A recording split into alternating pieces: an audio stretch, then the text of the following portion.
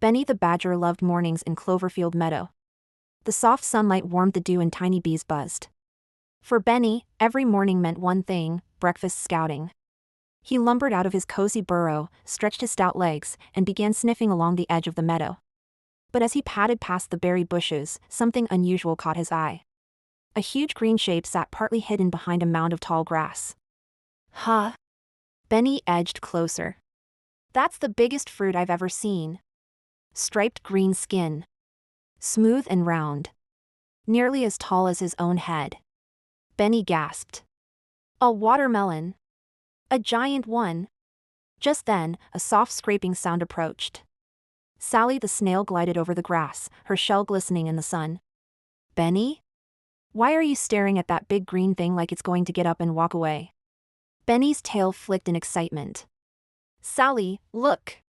It's a watermelon. A huge one.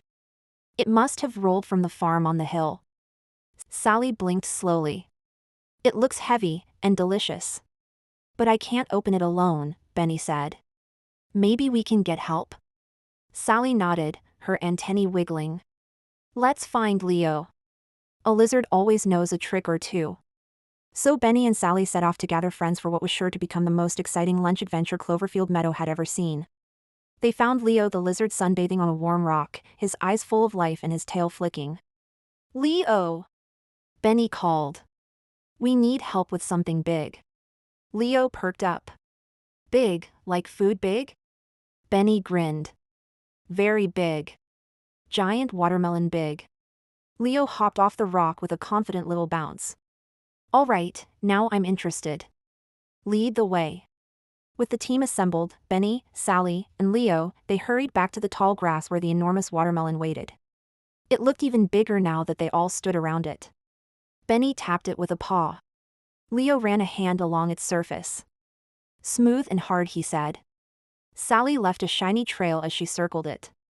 Benny declared, let's crack it open. Stand back, he announced proudly. I'll handle this. He reared up and gave the watermelon a mighty shove. It didn't move. Benny frowned. Okay, maybe a running start. He backed up, dug his paws into the dirt, and charged. Thud. The watermelon wobbled slightly. Sally gasped. Benny, are you okay? Benny rubbed his shoulder. Yes. But maybe we need teamwork. Leo tapped his chin. What if we push it down the small hill? The impact might crack it. Benny nodded eagerly. Let's do it! Working together, they leaned, shoved, and nudged the watermelon until it finally started rolling. Slowly at first, then faster and faster. Here it goes! Sally shouted. The watermelon picked up speed, bouncing wildly, passing a rosebush in the middle of the meadow util. It hit a soft dirt mound and split right down the center.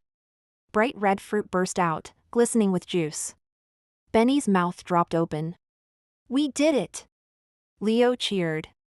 Watermelon for everyone! Friends gathered from all across Cloverfield Meadow, beetles, birds, mice, frogs, and even a pair of shy hedgehogs. The broken watermelon lay open like a treasure chest, spilling juicy red goodness. Benny took the first bite. Sweet. Cool. Perfect. Sally slurped happily. This is amazing. Leo flicked his tongue at a few seeds. Best lunch adventure ever. Benny scooped up another chunk and leaned back with a satisfied sigh. Teamwork tastes delicious. He looked around at all his friends, new ones and old ones, and felt something warm inside. He realized the watermelon wasn't just a lucky find. It was a reminder that adventures are even better when shared. As the sun dipped lower and the last bite of watermelon disappeared, Benny said, next time I find something amazing, I'm calling all of you again. Everyone laughed.